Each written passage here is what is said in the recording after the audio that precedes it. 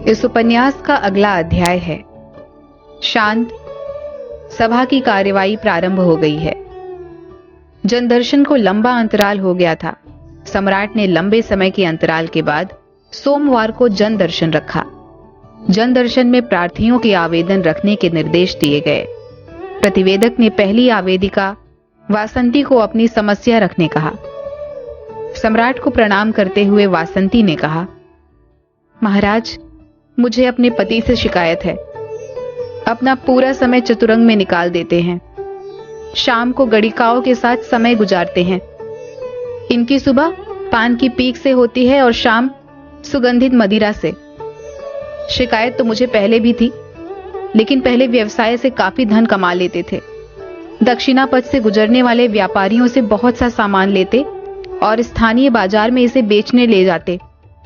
अब दक्षिणा पथ आने वाले व्यापारियों की संख्या विरले हो रही है। अब स्थिति यह है कि मेरे द्वारा की गई बचत भी खर्च करने लगे हैं। मुझे मेरा भविष्य अंधेरे में दिख रहा है। अब शेष जीवन भी थोड़ी सी आय से कट जाएगा यदि अपव्यय ना करें और घर पर ही रहें। बस राजन, मुझे इनका समय दिला दीजिए। सभागार में एक झरोखा था जहां से राज परिवार की स्त्रियां भी जनदर्शन देखती थीं। जब महिला ने पति का समय दिलाने की बात कही तो महाराज ने झरोखे की ओर झांका। महारानी सुगंधा अपनी हंसी को रोक नहीं सकी। उन्हें देखकर सम्राट भी मुस्कुराने लगे। सभासद चकित रह गए।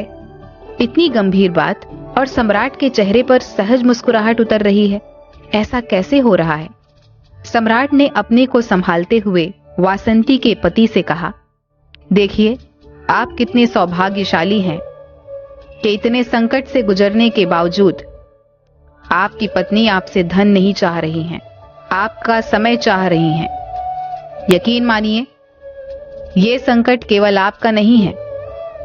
जैसे आपको अपने छोटे से घर को चलाने के लिए इतनी कठिनाइयों का सामना करना पड़ रहा है, मुझे इतना विराट साम्राज्य चलाने में भी इतनी ही कठिनाई का सामना करना पड़ रहा है। अब मैं क्या कर सकता हूं? अपने खर्च कम करूं? अपने काम को व्यथित करूं? बस यही मैं करूंगा। मैं ऐसा नहीं कर पाया तो आप मुझे हटा देंगे, और आप ऐसा नहीं कर पाए तो मैं आपको कारागृह में बंद करने को विवश होऊंगा। आशा है आप समझ सकेंगे कि अब समय बदल गया है। अब पुराने दिनों की तरह आप पान की गिलौरियां चबाते हुए सुकून से जीवन नहीं बिता सकेंगे। यह बात आपको जितनी जल्द समझ में आ जाए उतना बेहतर होगा। प्रतिवेदक ने दूसरे प्रार्थी को बुलाया। प्रार्थी ने कहा, मैं हिरण घाट से हूं। मेरा नाम बापूराव है। मैं हाथी दांत के कारीगरों की श्रेणी से हूं। मेरा उज्जैनी में व्यवसाय था और हिरण घाट में खेत थे। उज्जैनी में व्यवसाय की वजह से बरसों गांव नहीं लौट सका। अब व्यवसाय ठप हो गया। मेरी आय का साधन अब कृषि ही रह गया है। लेकिन गांव आने पर देखा तो दस्तावेजों में मेरी भूमि आधी ही दिखा रही है। ये शरारत कर्णिक की है। सम्राट ने कहा, प्रमुख कर्णिक को सभा में बुलाइए। प्रमुख कर्णिक ने सभा में पहुंचने पर सम्राट का अभिवादन किया। सम्राट ने कहा, मेरे पास आपके कर्णिकों की शिकायत आई है। जनदर्शन में दूसरा ही आवेदन कर्णिक के अन्याय का आया है।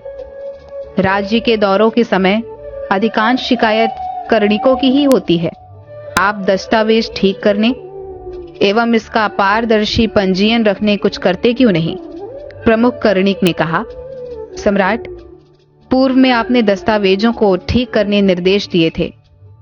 इसके बाद महामंत्री वराहदेव ने भूमि के नापन के लिए नई परिपाटी विकसित करने गणितज्ञ सर्वानंदी की सहायता से पैमाने विकसित किए थे।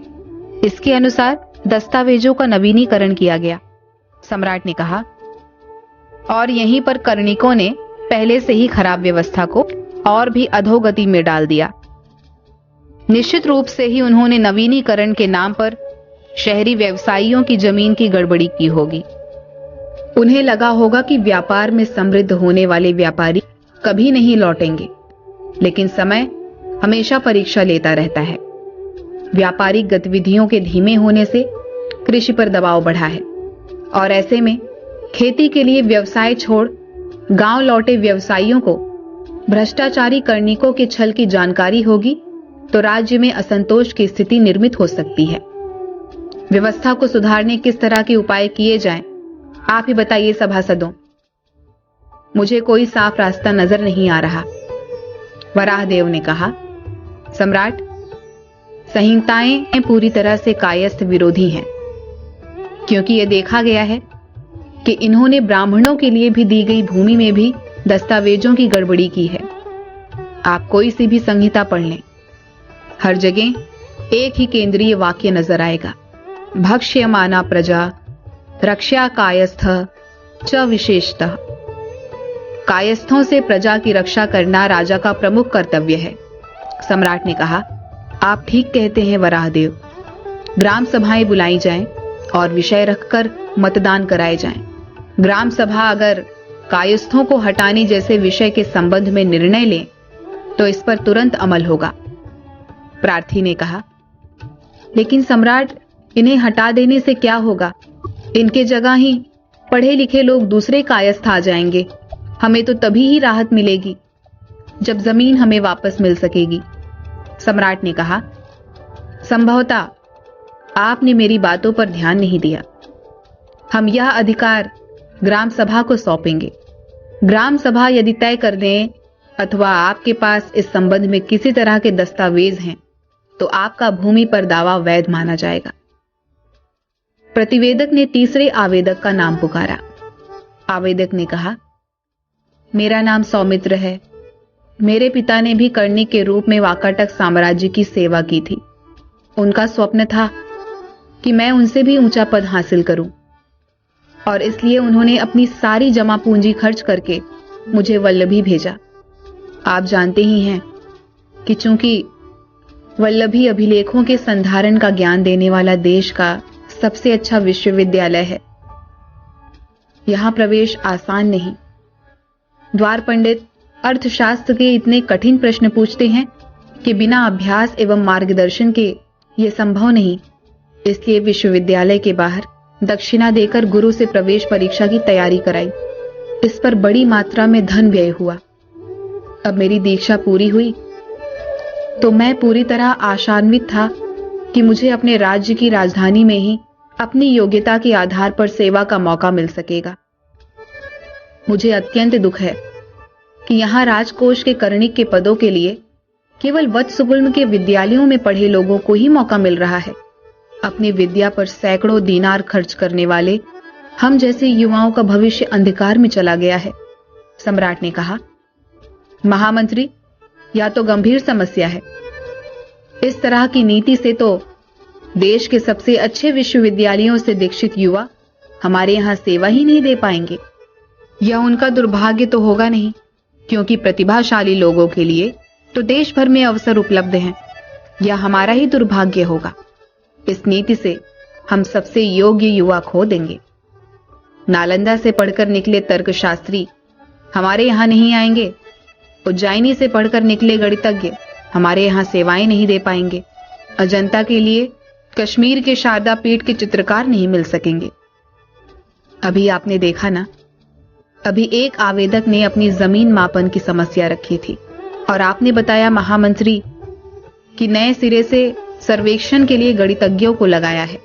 आपकी इस तरह की संकीर्ण नीति से हमें गणितज्ञ कहां से मिल सकेंगे?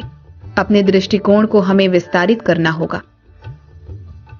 महामंत्री ने कहा, सम्राट, आपके सरोकारों को समझता हूं, लेकिन राजकीय सेवा में स्थानीय लोगों की उपेक्षा की गई तो जन असंतोष गहराने की आशंका है।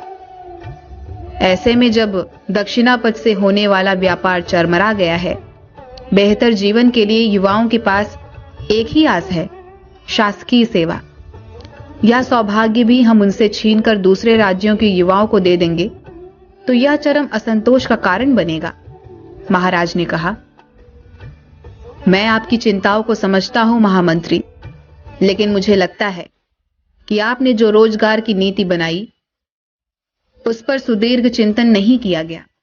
यदि ऐसा होता तो नियमावली में कम से कम सौमित्र की तरह के लोगों को राजकीय सेवा में अवसर जरूर मिलता।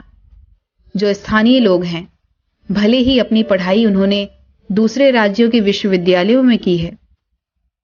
अभी तत्काल प्रभाव से ऐसे लोगों को मौका देने नियमावली में परिवर्तन कीजिए।